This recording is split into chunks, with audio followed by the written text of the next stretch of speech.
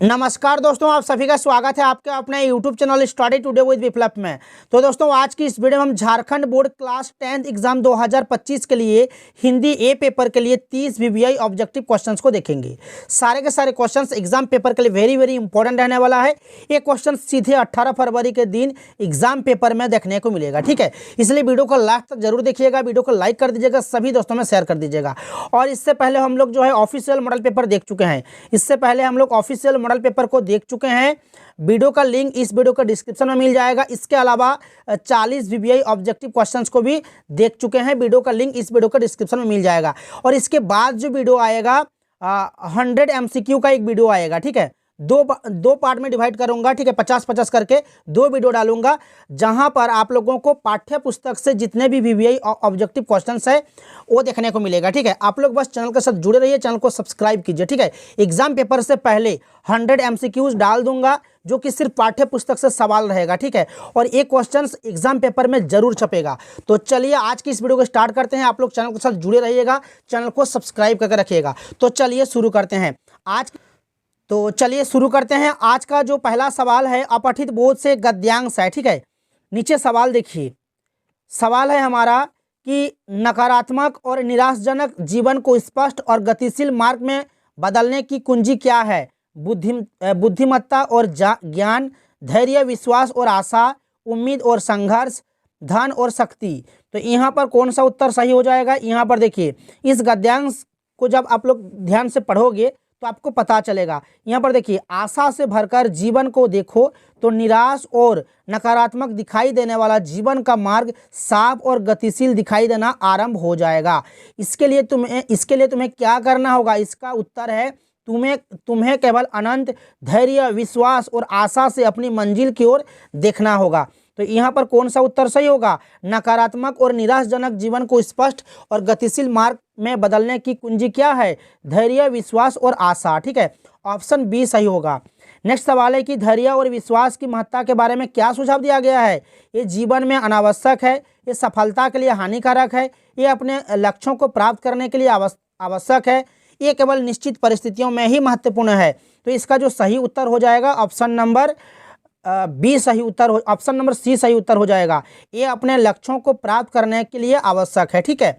Next सवाल दिया हुआ है प्रश्न संख्या 3 कि चीज़ों, परिस्थितियों और आपके चारों ओर के लोगों को कैसा देखना चाहिए? संदेह और संशय से, घृणा और नकारात्मक पहलुओं से, क्रोध और भ्रम से, उज्जवल और सकारात्मक पहलुओं से।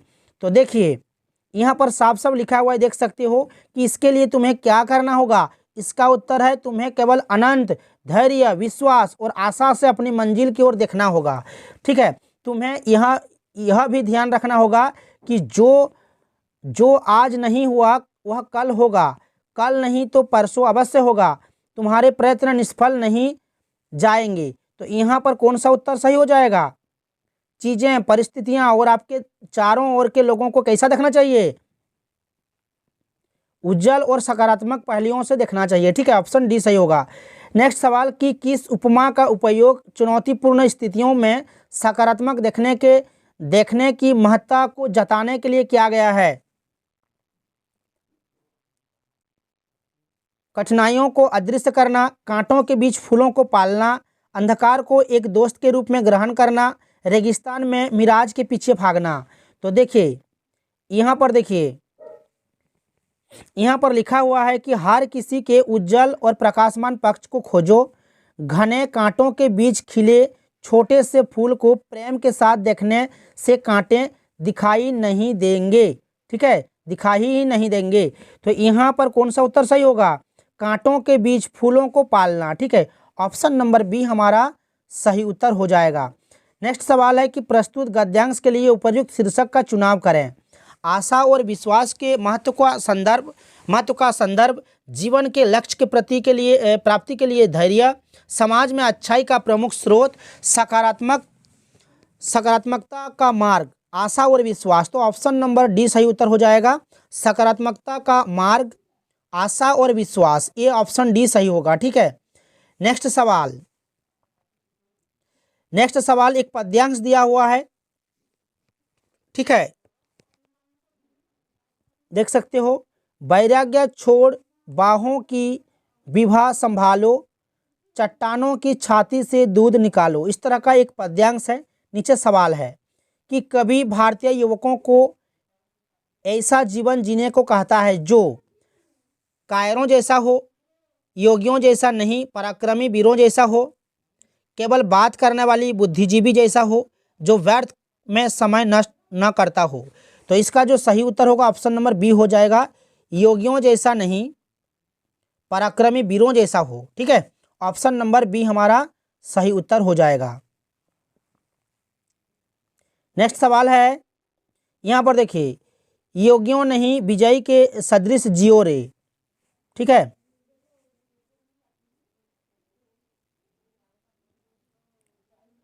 नेक्स्ट हमारा सवाल है कि पद्यांश में किसे सोम कहा गया है, चट्टान, धार, वैराग्य या योगी। तो यहाँ पर पद्यांश में सोम किसे कहा गया है, धार को कहा गया है। ऑप्शन बी हमारा सही उत्तर हो जाएगा। ठीक है, यहाँ पर देखिए, धार सिलाएं तोड़ो। यहाँ पर देखिए, हे रुकी जहां भी धार, धार सिलाएं तोड़ो, पीयूष चंद्रमाओं का पकड़ निचोड़ो। तो यहाँ पर सोम कहा गया है धार को। योगियों नहीं विजयी के सदृश जियो रे का क्या संदेश है, समृद्धि और सफलता के लिए प्रेरित करने वाला संदेश। ठीक है, समृद्धि और सफलता के लिए प्रेरित करने वाला संदेश। इस पद्यांश में कैसे जीवन को सराहा गया है, योगी, वैरागी, विजयी, कायर। तो यहाँ पर विजयी, option B, option number C सही उत्तर हो जाएगा, विजयी। नेक्स्ट है कि इस कविता का मूल स्वर क्या है, प्रकृति, प्रेम, आह्वान, भक्ति। तो इस कविता का मूल स्वर क्या है, आह्वान किया गया है। ठीक है, आह्वान आपका यहाँ पर सही उत्तर हो जाएगा। नेक्स्ट सवाल है व्याकरण से सवाल है। व्याकरण से सवाल एग्जाम पेपर में पूछा जाएगा अकर्मक क्रिया, सकर्मक क्रिया से। ठीक है, इनमें से किस वाक्य में अकर्मक क्रिया है, सोनम गाना गाती है। देखिए, अकर्मक क्रिया क्या होता है, जिस वाक्य में कर्म की आवश्यकता नहीं होती है, कर्म उपस्थित ना हो, उसे हम कहेंगे अकर्मक क्रिया। तो देखिए, जैसे कि यहाँ पर सोनम गाना गाती है, तो यहाँ पर सोनम जो है कर्ता है और गाती है एक क्रिया है, और बीच में जो देख सकते हो गाना, क्या गाती है, सोनम क्या गाती है, तो गाना गाती है। तो ये हो जाएगा हमारा क्या, कर्म हो जाएगा। सकर्मक क्रिया के प्रयोग में कर्म की आवश्यकता होती है, यहाँ पर कर्म है तो ये सकर्मक क्रिया होगा। ठीक है, क्रिया के साथ क्या, किसे लगाने से जो उत्तर मिलता है वही कर्म होता है। तो यहाँ पर कर्म क्या है, गाना है। अमन किताब पढ़ता है, अमन क्या पढ़ता है, किताब पढ़ता है। तो किताब जो है यहाँ पर कर्म है। ठीक है, मोहन सो रहा है, मोहन सो रहा है, यहाँ पर कर्म नहीं है। ठीक है, ऑप्शन डी में कर्म है, देख सकते हो। लता चाय पी रही है, क्या पी रही है, चाय पी रही है। तो यहाँ पर चाय जो है कर्म हो जाएगा। तो ये तीनों जो है सकर्मक क्रिया का उदाहरण है, लेकिन ऑप्शन डी में देख सकते हो मोहन सो रहा है, यहाँ पर मोहन है और डायरेक्ट क्रिया है सो रहा है। तो ये हो जाएगा आपका अकर्मक क्रिया का उदाहरण, यहाँ पर कर्म नहीं है। ठीक है,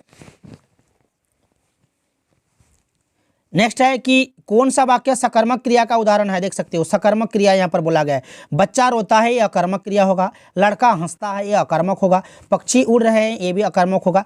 देखिए, ऑप्शन सी में सीता खाना खाती है, क्या खाती है, खाना खाती है। तो खाना जो है क्या हो जाएगा, यहाँ पर कर्म हो जाएगा। तो ये सकर्मक क्रिया होगा, और बाकी जो है अकर्मक। जिसमें कर्म होगा सकर्मक होगा, जिसमें कर्म नहीं होगा अकर्मक होगा। 2 सवाल एग्जाम में पूछा जाएगा। नेक्स्ट है कि जलज का अनेकार्थी कौन सा है, यहाँ पर जलज होगा, जलद नहीं, जलज। जलज का अनेकार्थी शब्द नहीं है, यहाँ पर प्रश्न में गलत लिखा हुआ है। ठीक है, यहाँ पर प्रश्न होगा कि जलज का अनेकार्थी कौन नहीं है। तो देखिए, जलज का अनेकार्थी होता है कमल। ठीक है, कमल होता है। अनेकार्थी क्या होता है, जो शब्द एक से अधिक अर्थ देते हैं, एक से अधिक अर्थ देते हैं। जलज का अर्थ कमल भी होता है, मोती भी होता है, मछली भी होता है। ठीक है, मछली भी होता है, शंख होता है, जोंक होता है, चंद्रमा होता है, लेकिन बादल नहीं होता। इसलिए जलज का अनेकार्थी कौन नहीं है, बादल। ऑप्शन डी सही होगा। 2 पदों या शब्दों के मेल से बना तीसरा पद क्या कहलाता है, 2 पदों या शब्दों के मेल से बना तीसरा पद जो है समास कहलाता है, याद रखना। ठीक है, समास के कितना भेद होते हैं, समास के 6 भेद होते हैं, याद रखना, ये भी एग्जाम में पूछा जा सकता है। समास से सवाल पूछा जाएगा। यथासंभव कौन सा समास है? यथासंभव, यथासंभव जहां तक संभव हो सके, ये अव्ययीभाव समास है, जहां तक संभव हो सके, ठीक है, यथासंभव, ये अव्ययीभाव समास है। नीला है जो कमल नीलकमल, किस प्रकार का विग्रह है? तो नीला है जो कमल नीलकमल एक कर्मधारय समास है, ठीक है। तो ऑप्शन नंबर बी हमारा सही उत्तर हो जाएगा, कर्मधारय समास। नेक्स्ट सवाल है कि जब वर्षा होती है तब मोर नाचने लगते हैं, रचना के आधार पर वाक्य का भेद बताएं। सरल वाक्य, संयुक्त, मिश्र वाक्य, उपवाक्य। तो देखिए ये मिश्र वाक्य का उदाहरण है, ठीक है। मिश्र वाक्य में एक प्रधान उपवाक्य रहता है और एक या एक से अधिक आश्रित उपवाक्य रहते हैं और ये आपस में समुच्चयबोधक शब्द से जुड़े रहते हैं। जैसे कि समुच्चयबोधक शब्द जैसे कि आपका हो गया कि, ठीक है, कि हो गया, जब हो गया, जब तब, ठीक है, जब तब, वैसा वैसा, जिसने जिसने, जहाँ, ठीक है, क्योंकि क्योंकि, यदि, तो, आदि, ठीक है। ये सब जो है योजक शब्द जुड़ा रहता है तो आपको पता चलेगा कि ये मिश्र वाक्य का उदाहरण है। देख सकते हो यहाँ पर लिखा हुआ है जब, जब वर्षा होती है तब मोर नाचने लगते हैं, जब तब, ये योजक शब्द है, ठीक है। ये रहेगा तो आपको समझ लेना है कि ये मिश्र वाक्य का उदाहरण है। क्लियर है? नेक्स्ट सवाल देखिए, जिस वाक्य में कर्म की प्रधानता दी जाती है कौन सा वाच्य होता है? तो ये कर्म वाच्य हो जाएगा, जिसमें कर्म की प्रधानता हो उसे हम कहेंगे कर्म वाच्य, ठीक है। नेक्स्ट है कि बालक चांद डैश देख रहा है, की ओर, क्या, क्यों, कैसे। तो यहाँ पर कौन सा शब्द होगा? बालक चांद की ओर देख रहा है, चांद की ओर, ठीक है। ऑप्शन ए सही होगा। 20 का देखिए, निम्न में से कौन सा शब्द समुच्चयबोधक अव्यय शब्द है? तो समुच्चयबोधक अव्यय शब्द जैसे कि और हो गया, और, ठीक है, और हो गया, एवं, ठीक है, तथा हो गया, अथवा, अथवा, किंतु, किंतु, परंतु, परंतु, की, क्योंकि, क्योंकि, ताकि, ठीक है, अतः, ये सब जो है समुच्चयबोधक, ठीक है, समुच्चयबोधक अव्यय शब्द है और ये भी एग्जाम में पूछा जाएगा। तो यहाँ पर कौन सा उत्तर सही हो जाएगा? अथवा हो जाएगा, ऑप्शन नंबर सी में देख सकते हो, ठीक है। नेक्स्ट सवाल देखिए, नेक्स्ट सवाल है पाठ्य पुस्तक से सवाल, ठीक है। मैं अलग से एक वीडियो डालूंगा, 2 वीडियो डालूंगा 50-50 करके, ठीक है, जो कि सिर्फ पाठ्य पुस्तक से सवाल रहेगा और 100 MCQ रहेगा, ठीक है। और यहाँ से सवाल एग्जाम पेपर में ही छपेगा, ठीक है। आप लोग बस चैनल के साथ जुड़े रहना, चैनल को सब्सक्राइब करके रखना। सारे के सारे क्वेश्चंस जो है पाठ्य पुस्तक से सवाल रहेगा, ग्रामर से जो है अलग से वीडियो बनाया जाएगा। 100 MCQ जो रहेगा आप लोगों का, ये सिर्फ पाठ्य पुस्तक से सवाल रहेगा और यहीं से सवाल जो है एग्जाम पेपर में छपेगा। आप लोग बस चैनल के साथ जुड़े रहना, ठीक है। एग्जाम देने से पहले मैं 2 वीडियो डालूंगा 50-50 करके, ठीक है। 100 MCQ डाल दूंगा, आप लोग देख लीजिएगा, ठीक है। और देखिए पाठ्य पुस्तक से यहाँ पर जो सवाल है, जो पद्यांश यहाँ पर दिया हुआ है, जो काव्य खंड से दिया हुआ है, देख सकते हो कि उधो तुम अति बड़भागी, इस तरह का जो पद्यांश है ना, ये आपका किस पाठ से लिया गया है? तो ये जो कविता है पद, ठीक है, कविता का नाम है पद और रचयिता सूरदास, ठीक है, सूरदास जी। तो इस पद के रचयिता कौन है? तो यहाँ पर सूरदास हो जाएगा। गोपियाँ किसकी अनन्य भक्त थी? राधा, कृष्ण, उद्धव या फिर सूरदास? तो कृष्ण हो जाएगा सही उत्तर, ठीक है। पुरैनी पात, पुरैनी पात का क्या अर्थ है? तो पुरैनी पात का अर्थ हो जाएगा कमल का पत्ता, ठीक है। पुरैनी पात यहाँ पर देख सकते हो, पुरैनी पात रहत जल भितरा, जल भीतर, ता रस देह न दागी।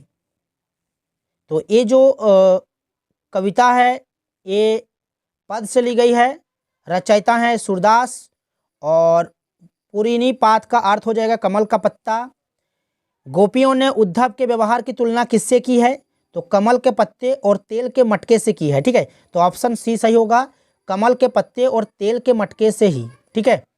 नेक्स्ट सवाल देख सकते हो, बाल गोविंद भगत की संगीत साधना का चरम उत्कर्ष, इस तरह का एक गद्यांश है।